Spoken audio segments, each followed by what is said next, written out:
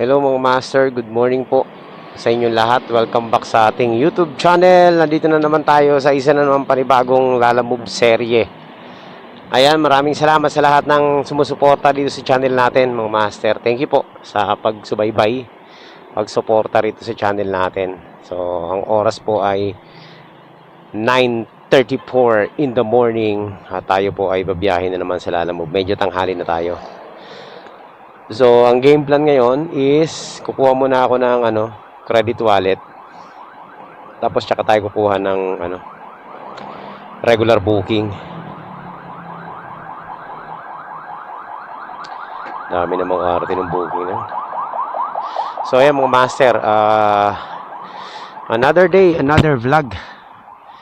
And sana maging successful yung biyahe natin ngayong araw na to. At sana wag umulan. Okay na sana yung ganyan makulimlim lang. Para hindi naman masyado mainit yung pagbiyahe natin.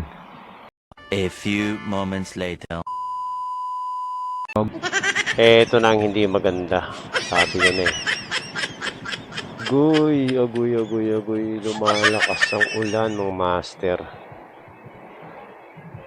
Bayan. Buti na lang wala pa tayong booking. Kung nagkataon, sugod sa ulan. Yan yung yan yung pangarap kong scooter. Kimco exciting. Dati pa talaga yan ang gusto kong scooter, exciting. Maganda kasi yan eh. Mas gusto ko yung Kimco exciting kumpara sa ibang scooter na malalaki. The Maxi Scoot.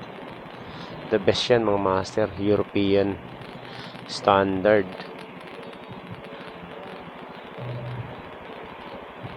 Tignan nyo naman yung caliper sa harapan, no? Ganda, no?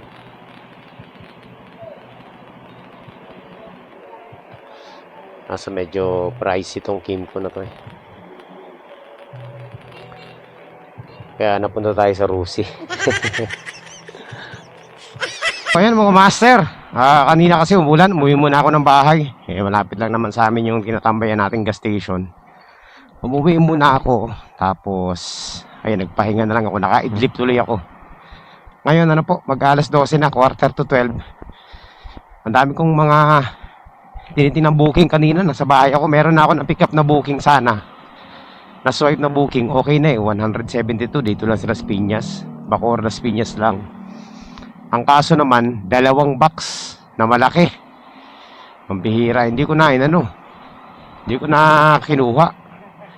Nagdahilan na lang ako na mayroon akong dala na ring box. Hindi ako nisasakay talaga ng mga ganung box na malalaki. Na dalawa pa ha. Kasi automatic yun eh. Mawawalan tayo ng double book dun eh. So, yun. Pina-change rider ko na lang. Ayan, medyo okay na ang panahon. Tayo po ay may pick up na. Ayan, buhay na mano natin. Mag-alas 12.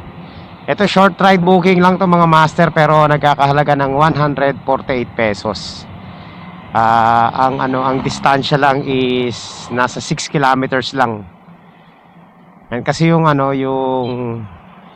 sender nag-add ng 70 pesos. So 78 pesos lang talaga plus 70 pesos, ayan, naging 148. Kaya kinuha ko na. Malapit lang eh. Para lang tayo nagdahilan nito. So, ang ipapadala niya is cookbook yata. Mga ilang peraso lang to siguro. Hindi ko na tinawagan. Alam ko naman na eh. Kahit na hindi na tayo mag-double book nito, malapit lang naman. Alam nyo, sa totoo lang, kaya dumadami yung mga buraot na kliyente.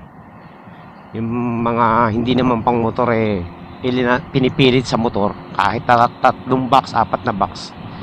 Kasi may kasalanan din dyan yung mga rider din na mga gahaman sa booking. Sila rin yung may kagagawan yan mga master. Dati hindi naman ganyan eh. Paano itong mga rider ng mga gahaman sa booking? Sige, kontrata, sakay ng kahit na ganun kalalaki. Kaya yung mga kliyente, alam na nila na pwede pala, may kukuha pala ng ganito, no?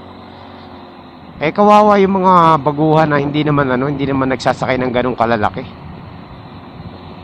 Tsaka nakakaabala din kasi kung meron ka ng dala, tapos makakakuha ka ng gano'n na hindi naman naglalagay ng note, abala rin sa pag-cancel, nakaka-bad trip. Kaya po sa ngayon mga master, sa totoo lang, mas lalong dumadami yung mga buraot na ano na kliyente. Sa totoo lang parang dumoble yung dami ng mga buraot na kliyente ngayon. Dahil ang daming ang dami pa ring ang daming mga tumatanggap ng ganong klaseng parcel. Pero kung walang tatanggap ng ganyan, sa totoo lang, wala namang walang kukuha niyan. Walang Ayan, nandito na tayo sa natin mga master, sa pick up. Saan ba tayo nito? Mali, sa kabila pala. Ayan, nandito na tayo. Mamaya natin pag-usapan yung issue. That's a growing issue sa mga Hello ma'am, alala mo po? Ayan, dito pala mga master. 148 po.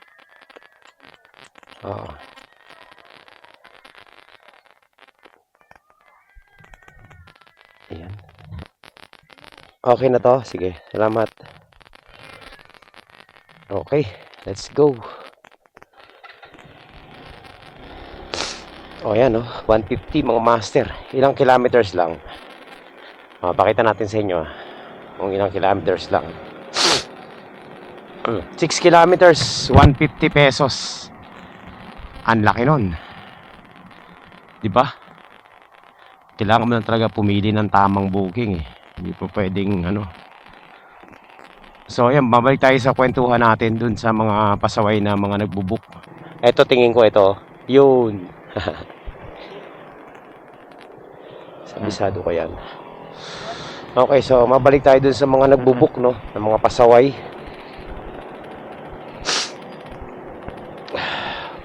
Ayan, kaya nagkakaroon ng mga ganyan kasi ang daming pumapayag mga master. Kasi nga, syempre, ang katwiran nila, diskarte, di ba? Diskarte. Actually, napag-usapan na natin to dati na, matagal na panahon na, Mga bago pa lang na vlog natin sa na-observe ko na yan Pero, sa ngayon po, mas dumoble yung mga dami ng mga buraot ng mga ng mga nagbubook compare dati. Yun na nga, dahil talamak talaga yung yung mga diskarteng Bakit di naman natin sila masisisi sa mga diskarte nila? Ang kaso nga lang talaga, yung yung wide effect nung ginagawa nila na nakakasira dun sa ibang nakakasira sa sistema mismo nung courier service. Kasi na may misconcept ngayon, nagkakaroon ng misconception yung mga kliyente na kahit na anong ipadala nila, tatanggapin ng mga ng mga rider. Kasi nga may mga tumatanggap naman ng mga ganyang klaseng parcel, yung sobrang lalaki. Minsan nga aparador, pinapadala sa motor di ba? Yung mga hindi kasya sa motor, pinipilit sa motor. Ayan, yun po ang ang resulta, ang bunga ng mga ginagawa ng iba na dumidiskarte. Although di naman natin sila masisisi kasi diskarte nga nila yun. Kaso nga lang, kung titingnan mo yung wide effect, talagang ang daming maapektuhan, ang daming naapektuhan dun sa mga diskarte nilang mali. Kung talagang magkakaisa yung mga rider para mas maging maganda yung sistema nung Lalamove. Wala naman kasi pakialam na si Lalamove Kumbaga mga master, may policy na kasi, ano pa bang pakialam nila, Whether sundin mo o hindi, meron ng policy. Ang problema lang kasi, binabreak nung kliyente at saka nung rider din yung policy na nakasulat doon. Diba? Kung susundin lang yung sizes ang daming bagsak na parcel Yung malalaki kasi sobra ng malalaki. Meron naman mga malalaking accepted na pwede mong isakay kasi nga kasya talaga at hindi naman mabigat. Ayan, kagaya nito, ito medyo malaki to. Kasya sa lalabag to, pero diyan ko lang linagay kasi yan na naman siya, libro lang yan Pero yung 3 box, 2 box na malalaki, di ba? Hindi na yun dapat sinasakay sa motor, pang sedan na yun Kaso dahil sa kagustuhan nga makagulang ng ibang nung ibang mga kliyente, ibinubok na lang nila sa motor. So, ngayon repeated yung yung scenarios na ganun. Paulit-ulit lang, tapos nagsasalin-salin lang, dumarami ngayon yung mga buraot na kliyente na. Dahil lang yun dun sa diskarte ng iba, no? Yung mga agahaman sa booking. So yung mga sumusunod sa policy, naapektuhan na, no? Ang laki ng effect sa kanila kasi minsan pag pick up nila nandun na, tinatawagan mo, ayaw sumagot. Pagdating mo doon, ganyang kalaki, di ba? Napaka Tapos syempre pag magka-cancel ka, bagsak pa ang mo, ratings mo. So wala ka talagang paglalagyan kapag sumunod ka ng tama. Yan po ang dahilan kung bakit napakarami ng mga kliyenteng mga buraot. Tapos yung mga nag-rush pa, etc. ganyan. Ako, isama mo pa yan, napakarami. So we're talking about dun lang sa mga parcels na malalaki na oversize, ha? Hindi pa diyan kasama yung mga yung mga akala mo nabili ka kapag nakuha mo yung booking. Hindi pong ipaparas. Ang akala kasi nung iba, hindi kasi nila alam. Ang akala kasi nila sa Lalamove, kapag nag-book sila sa Lalamove, automatic priority sila. Yun ang iniisip ng iba eh. Ang akala nila Lalamove ganun. Pero kung mapapanood nila yung mga vlog natin, sana maano sila, mamulat sila sa katotohanan. 'Di ba? Tsaka yung mga master, yung mga iba, kaya tumatanggap ng mga rush, ng mga kasi hindi rin nila alam eh. Karamihan kasi sa mga nabibiktima, yung mga baguhang mga rider, hindi nila alam kung ano yung gagawin nila. Basta minsan yung iba natataranta, pag nakakuha ng booking, matataranta, gusto agad i-deliver, 'di ba? Kahit nalugi na sila. Ganun. Tapos pag sinabihan ng kliyente na i-rush, talaga naman, rin-rush din talaga nila. So, minsan yung galaw nung ang nakakasira din yung mga galaw din yung mga rider, no? Mga maling galaw ng rider. Tumatanim sa isip yan ng mga kliyente, okay, pwede pala. Pwede pala 'to eh. Pwede yan sa kanila, mag-add ka lang ng 20 pesos, irarush na yan. Ganun yun eh. Okay lang yung mga yan, kahit ganyan yung fare niyan, mag-aagawan sa booking yan. Oh, di ba? So, wala kasing standard na maganda ang ilan sa mga rider. Hindi ko linalahat kasi syempre yung ibang mga rider may standard talaga sa pagpili ng booking. Parang tayo mga master, talagang sobrang namimili talaga ako ng booking. Maarte na ako, maarte. Pero syempre, ang ko diyan, ang point ko kasi diyan, may policy. Sunod tayo sa policy. Tsaka motor ko to eh. Diba? Hindi naman kay Lalamove motor to eh. Ako masusunod kung anong isasakay ko dito. Tama ba ako? Oo. So yun ang issue dyan. Kaya ako'y nananawagan doon sa mga rider, kapwa natin rider, kung talagang gusto nyo maging mabago yung sistema ng Lalamove, talagang mag-i-start yan sa'yo mismo, sa atin, sa mga nasa field. Kasi wala naman nakakakita sa ginagawa natin eh. It is between us and our clients. Yun lang. So, sana lang naintindihan ng iba, Kaya ako minsan mga master, bihira na rin ako bumiyahe, Kasi tinatamad ako bumiyahe. Dahil, yun nga, yung sama mo pa yung napakababang fare, tapos ang baba na nga ng fare, ang lalaki pa ng dadalin mo. Kaya minsan, nakaready na ako minsan nasa bahay na ako, nakaready na ako. Minsan hindi ko natutuloy yung biyahe. Kasi upon browsing, swipe, nakikita ko yung mga booking, grabe. Imagine mo, may booking na 70 pesos, tapos ang layo. Kuha lang ako ng mga ganyan 70 pesos kapag mga 3 kilometers eh. 4 kilometers, ganun. Pero yung mga 10 kilometers na, 70 pesos, just, ang baba na. So, yun. Sana may natutunan kayo dito sa natin, sa usapan. So, yan lang mga master. Nakakwento ko lang, kaya ako nasabi. Kasi, based on our experience, and upon observation sa nangyayari, talaga naman, hindi nababawasan yung mga buraot, lalong dumadami. Mabibilang mo na lang sa daliri ng kamay mo yung mga okay na booking. Okay. So mga master, nandito na po tayo sa sa ating drop off. Hello po. Hello, Lala Move Delivery po. Opo, sa number 17 po ba, ma? Ito, boss. Okay. Sige.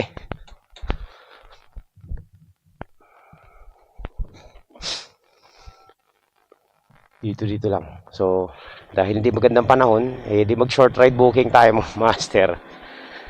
Pero, pili tayo ng mga short ride booking na may mga tip. Yung may mga plus. Para mas maganda. No? Ayoko na muna lumayo. Tsaka late na rin naman tayo eh. Anong oras na? Alas 12 na. Agad tayo ng nakakuha agad tayo ng pick up mga master. Teka lang Parang nakakaloko tong booking na to. Isang tsinelas na may box ang pick up, pasend ng lisensya at plate number nyo sa sender. Okay. Bakit? Hello, good afternoon po. Ano to? Ay sumagot. Pambihira, sigurista. Ito. Itong pick up natin. Sa to Sa sila? Sa may open canal ba yun? Yung extension ng Danghari. Gcash na lang niya. Para mabilis. Ayan, so pipicturean ko raw. 4,300 daw to. Itong natin. Papuntang to, Imus. 21 kilometers, 200 pesos. Hanapan natin ng kasabay para kahit pa paano hindi tayo lugi. Nako po, Diyos me, huwag kang umulan. Huwag kang uulan. Napakainit pero parang nagbabadya ang ulan. So ayan mga master, nandito tayo ngayon sa may C5 at nag-aantay ako ng booking. Nakakasabay pupuntang Imus kasi medyo malayo itong natin isang drop off. So kailangan natin ng kasabay nito.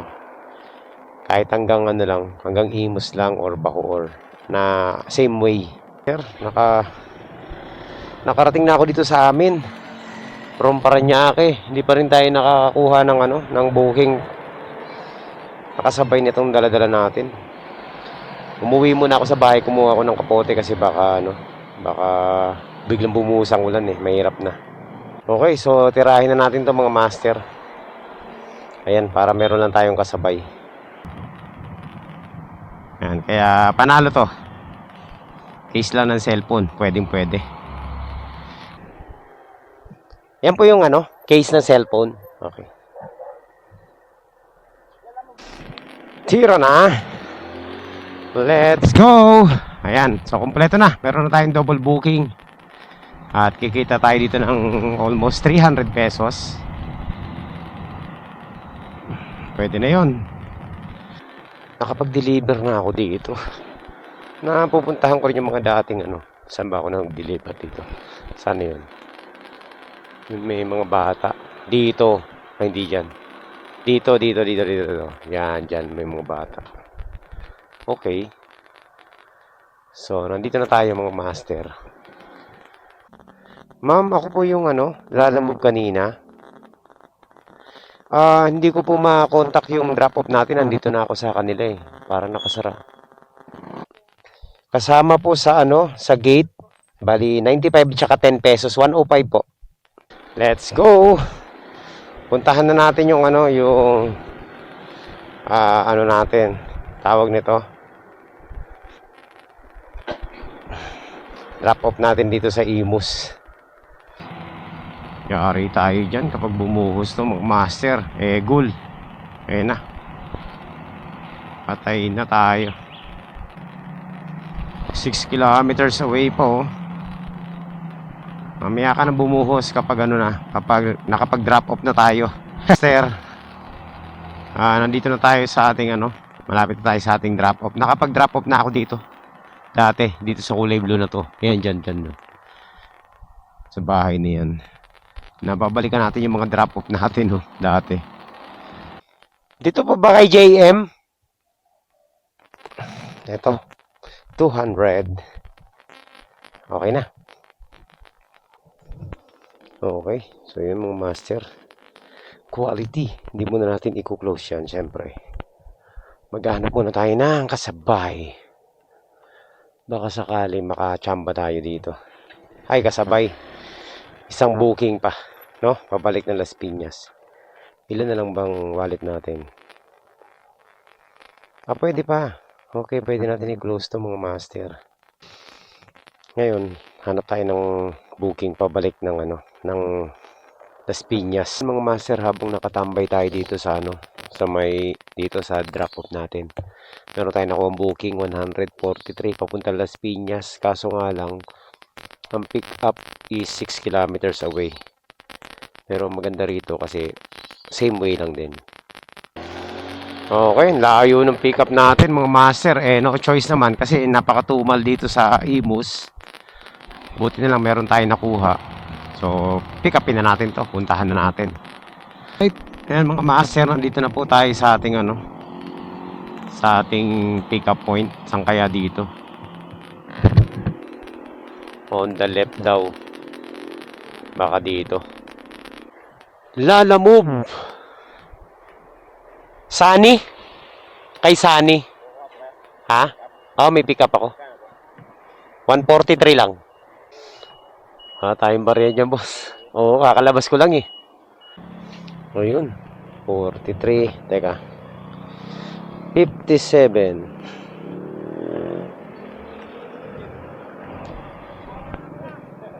Sir, pawak lang Tulong pa. Okay na? Sige, salamat. Yun lang, parang uulan. Huwag ka munang umulan. Okay, so let's go. Tirahin na natin to. Baka tirahin pa ng iba. Baka ulanin pa tayo. So, yan mga master. Moment of truth. Ito na. Ito na tayo. Paano ba to? Magano muna tayo. Magsuot muna tayo ng kapote. Dito muna tayo sa gilid-gilid. Mahirap na. So ayan mga master, nagano na ako. Nagkapote na ako. Mahirap na baka mabasa tayo. Pero yung pantaas lang. Yung pambaba, di muna. Mamaya na lang pag malakas na. Okay, let's go. Tirahin na natin to mga master. Punta na tayong Las Piñas. Hindi na ako kukuha ng ano, ng iba pang booking kasi mali. Uy, baka mabasa. Ayan, so let's go. Siya nga pala. Ayan, ang ginagamit natin ng audio ngayon yung ano, via intercom. So, intercom tayo. Insta to intercom, no? Sana clear yung boses. So, tuloy tayo sa ating kwento mga master.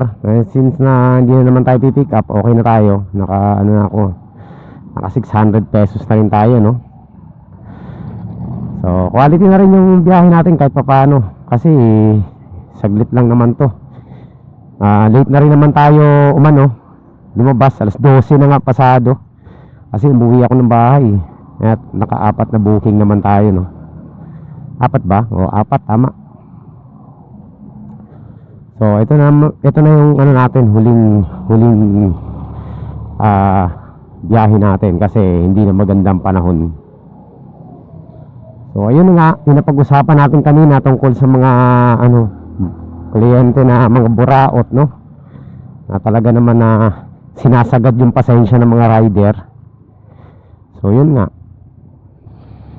Hindi naman lahat gano'n, no? Pero yung iba kasi alam nila ganun lang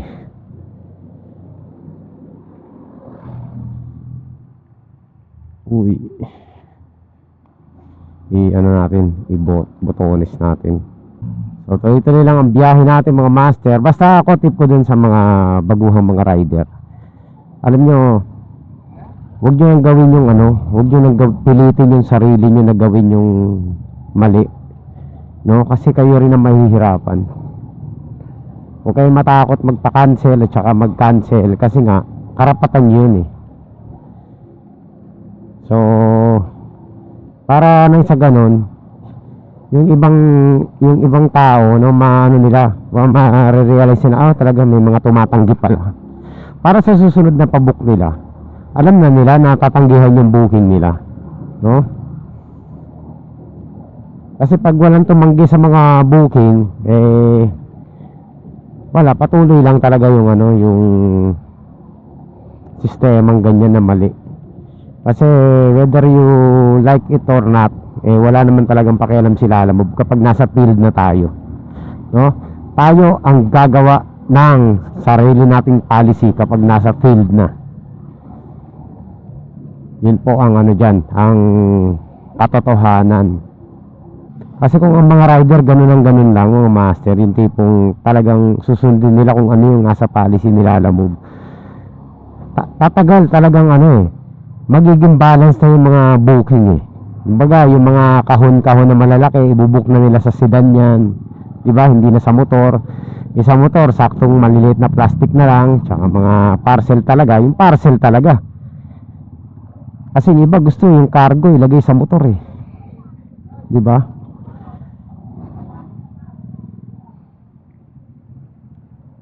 Talo tayo pag ganun. Ang motor is parcel, hindi cargo.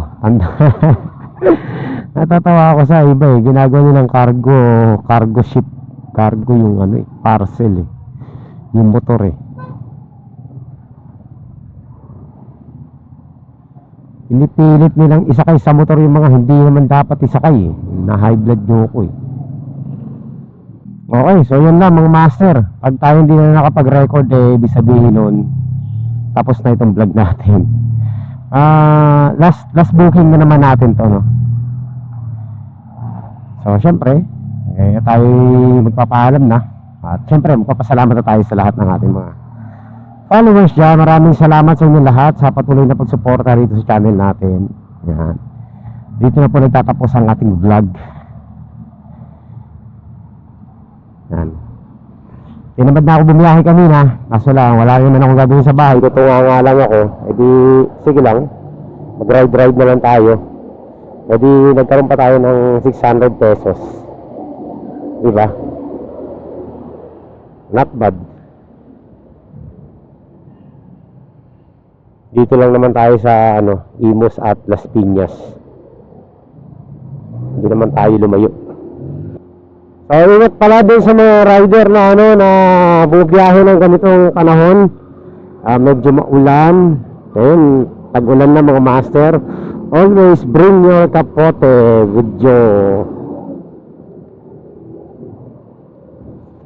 Always bring your precious kapote. Para kasi in case na biglang umulan meron kayong panlaban. Alright, so yun lang. Maraming salamat sa inyo lahat sa pagsama nyo rito sa biyahe natin. Magkita-kita po tayo sa susunod na update mga master. At syempre, God bless po sa inyo lahat. Bye bye.